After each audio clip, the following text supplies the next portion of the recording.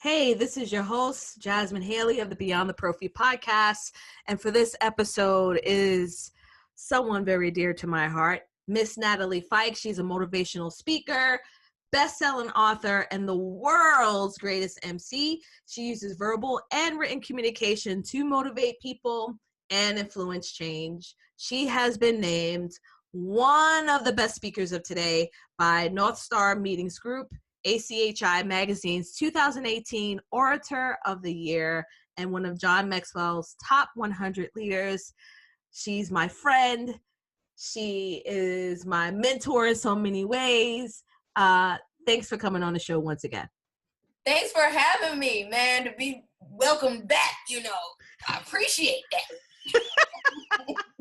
Well, listen, honestly, I can't get enough of you. And I think the first time, so I'm going to do a little bit behind the scenes.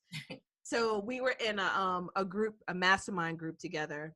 And I think this may have been the first or one of the first interactions with you, Nat, that you put like a mop or something on your head as if it was dreads.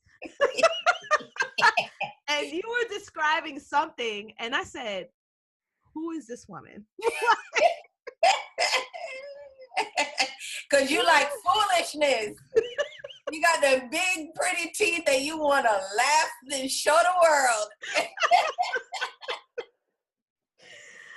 I mean, I cracked up, and I said, man, oh man.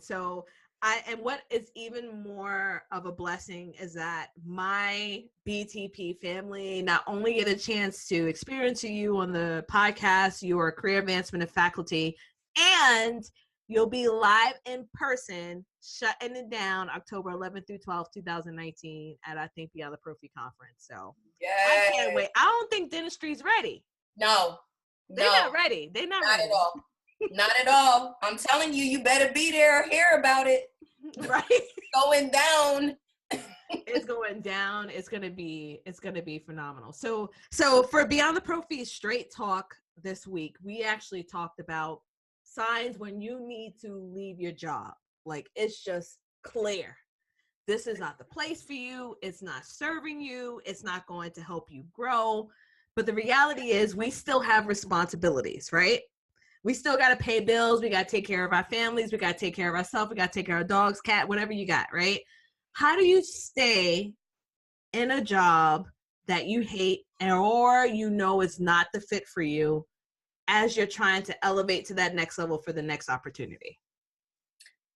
So there's so much education and training that goes into an answer like that, because I believe that it is our responsibility to not just say things that are incomplete, because it messes people up. Seriously, like jump, stay, sit, people get confused. And so let me just educate what a job is in the first place, because mama and them did not tell us this when we got a job.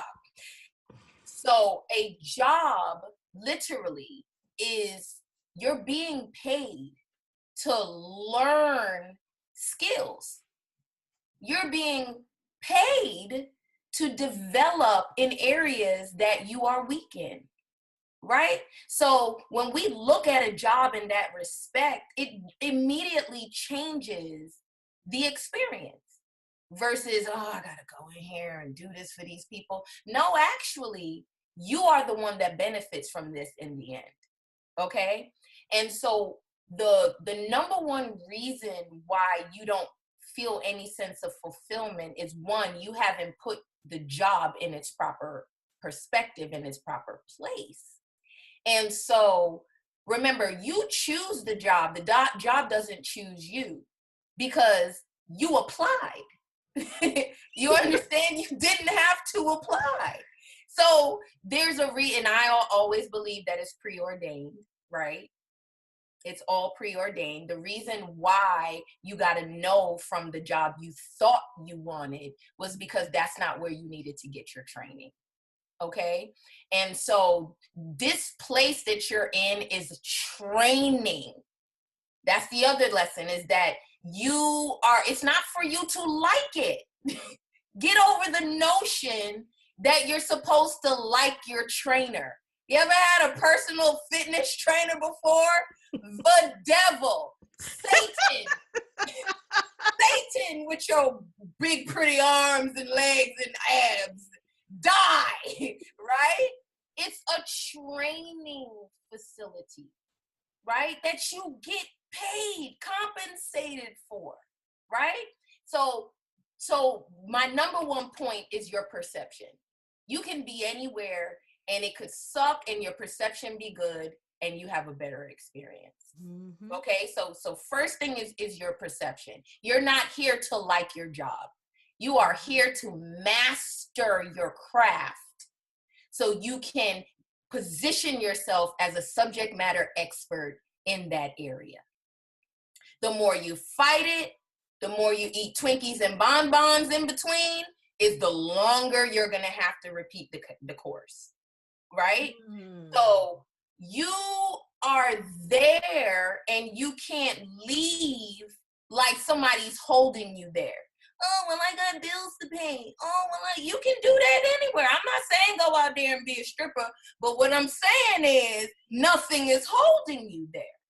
So let's erase all of that.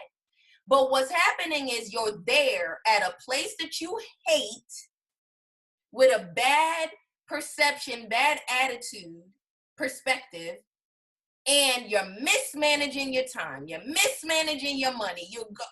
It's not the job. It's you. Anytime you hear me speak, I'm always going to speak from a place of empowerment.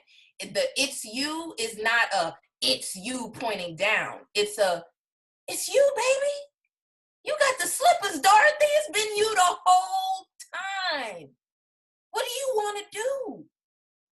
And what in reality is possible with the fact that you're always tardy, with the fact you got a nasty attitude, with the fact that you have not mastered your craft. You haven't mastered it. Being there 25 years does not mean that you have mastered your craft. And I know you haven't mastered your craft is because you spent 15 of those years miserable. I was just talking about today, there's so many people walking around as empty shells. Yep. And it is so difficult to change or mold, really, the thinking of healthcare professionals to understand it's not just clinical. It's not just clinical training we need.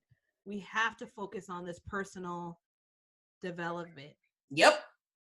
Because that's where it starts. Yep.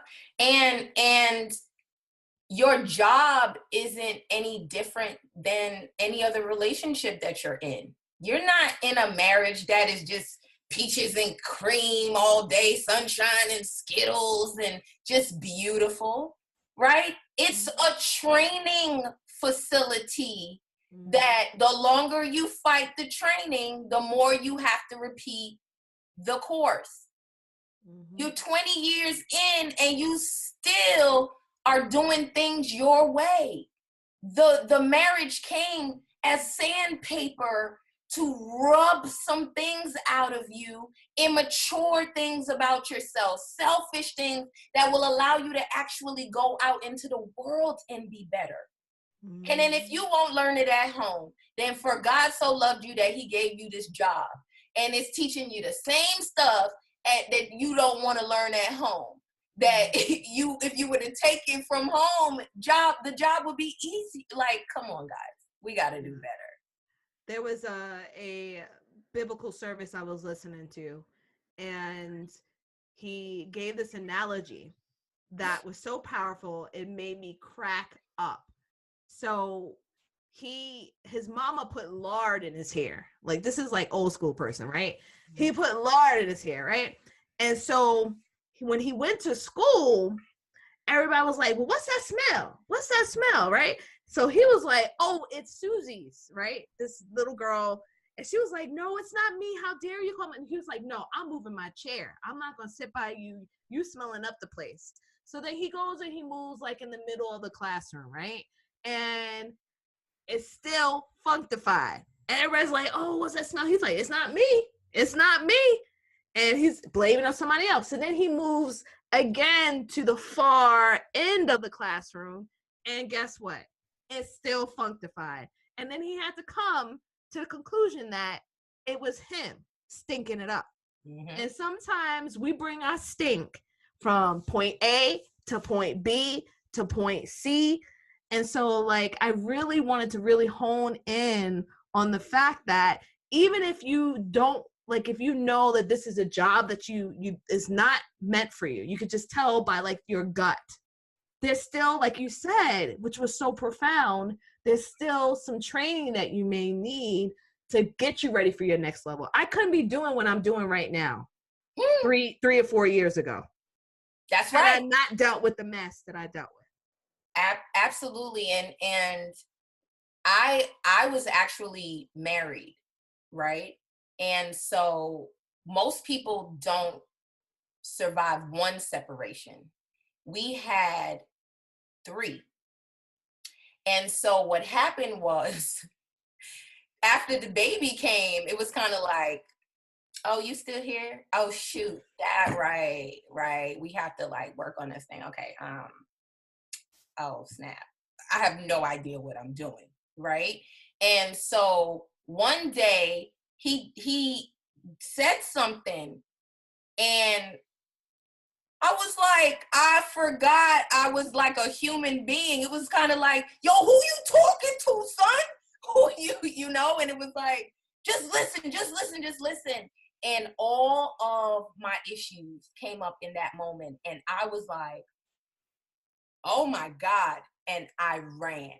I ran because I have domestic violence in my family. I would have been the abuser, literally, because I didn't know how to handle that stuff. We fought in our family. That's how we dealt with stuff. And I looked over at my son in the car seat and I was like, oh no, absolutely not. And only thing I knew how to do was to leave.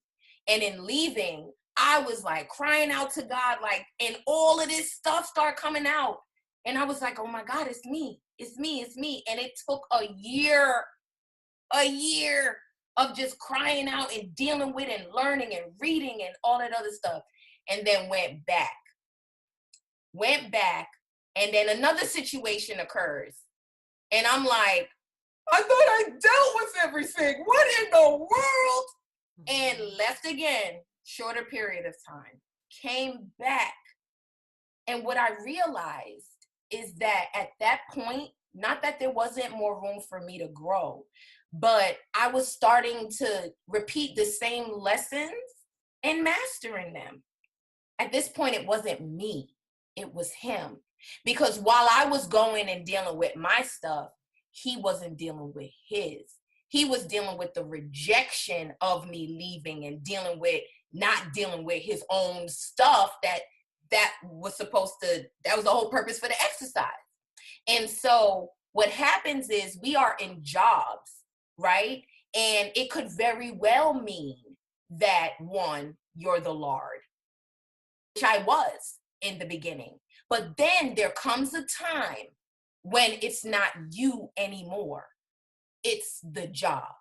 So it's determining when you're at that place. Because a lot of times we want to say it's the job when we're the Lord. But sometimes it is the job. But if you haven't done anything, and remember, I left the situation, I didn't leave the marriage.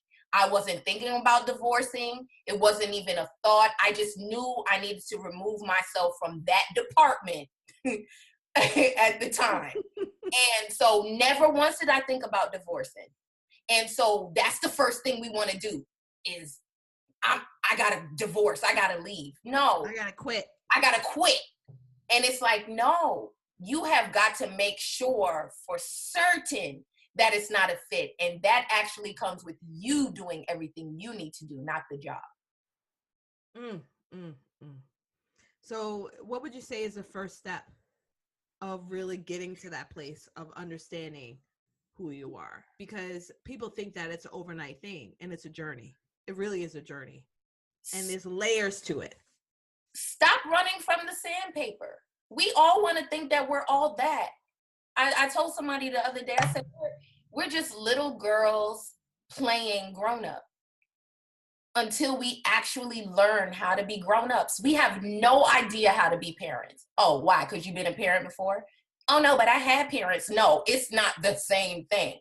You've never been in a relationship past intimacy only. You've never been in a relationship where you're committed to it. You've never been in a relationship where you can't just run and leave. You've never been at a job where you don't just quit. You're not a teenager anymore. You're not all in all of those habits until they're brushed up against. You will never master them.